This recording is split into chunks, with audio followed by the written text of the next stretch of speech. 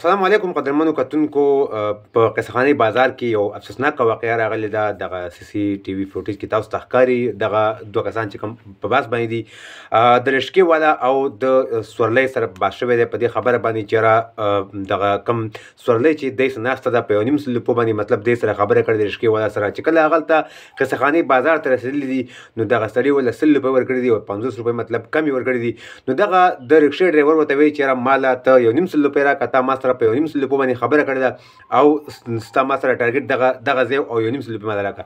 نو دغه کم کس چې دغه ولا پیسې نه ورکوي یو نیم سل نه ورکوي 50 ورکوي مطلب که موږ تاسو د تصویر کې وګورو د الګ شکل ته مطلب د سړي شکل ته نو داسې کم غریب نه ښکاري کم داسې ډېر مجبور نه ښکاري که موږ تاسو چې ډېر زیات مجبور دی او د سره پیسې نشته یو بل سره باس کړی دی. اولنې وار چې کم دی اولنې ډب چې کم دی هغه هم د سورلۍ چلولی دی په دغه هلک باندې هغې نه پس هغه هلک مجبوره شوی دی او بیا دغه سره باس یې کړی دی او بیا وروستو کې هغه چې دی نو تمانچه راغوښتې ده او دغه سړی ایښتی دی.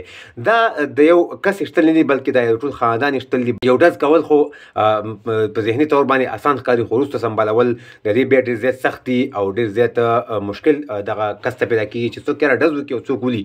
نو دغه کورنۍ ته د الله پاک د زړه صبر ورکړي او دغه یو ډېر افسوسناکه واقعه شوې وه. ما چې ملګرو سره هم شریکه کړمه دغه مړي دپاره به دعاګانې کوو چې الله پاک یې وبخي او دا کوم ملزم چې دی دغې ته باید سزا ورکړل شي. د بېغیرتوب کار یې کړی دی ډېر د انسانیت نه خوا کار یې کړی دی. د یو انسان مرګ د یو انسان وژل د خلکو ته د مسلمانانو ته اسان دي او د یو حیوان مرګ د یو چرګ مرګ د یو مرغۍ مرګ دا د خلکو ته سخت شوی دی.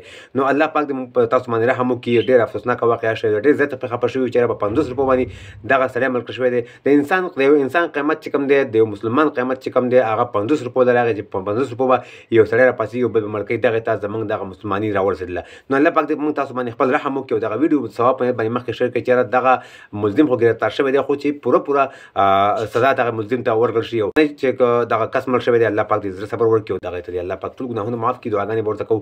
نو ویډیو کتلو ډېره مننه. ویډیو مخکې ملګرو سره ضرور شیر کړئ. د الله په امان.